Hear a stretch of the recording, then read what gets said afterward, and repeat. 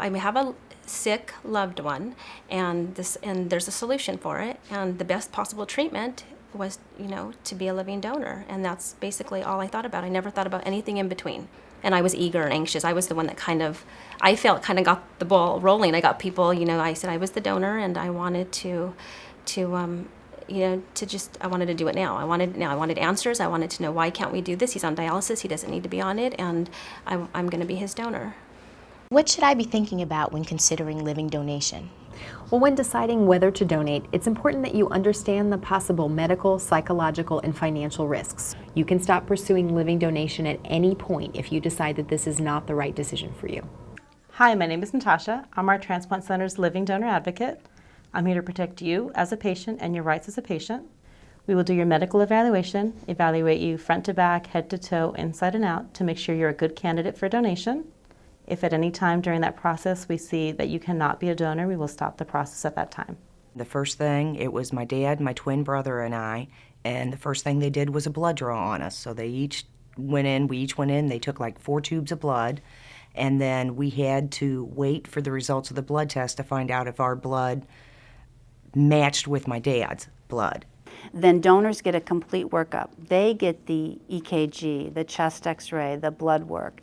They may need additional testing based on their age. So if they're over 50 and they haven't had a colonoscopy, they may need a colonoscopy. A woman might need a mammogram, a pap smear. The final tests for the donors also is a CAT scan that looks at their kidneys to make sure that they have normal kidneys and it's safe to remove one. I remember going through various, physical, just to make sure I was able to go through surgery, and then going through more specific tests to make sure that I had 2 kidneys, make sure they were functioning properly, make sure did a CAT scan, X-ray, ultrasound of the kidneys. Then you start to see the nephrologists and the psychologists and the social workers, and they were all very supportive, and they all reassured me too that if there was at any point I felt like I wanted to change my mind, I could do that, and I didn't have to have any reason, and they made me feel comfortable that I didn't need to continue any further if I felt I wasn't prepared for it.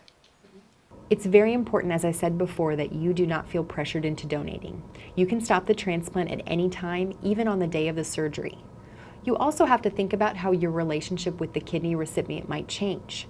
You might have body image changes afterwards. Also, there's no guarantee how long the kidney may last. I know you want it to last for as long as possible. And on average, a living donor kidney lasts 15 years. But how would you feel if the kidney only worked for a few years or didn't work at all? This might make you upset or guilty.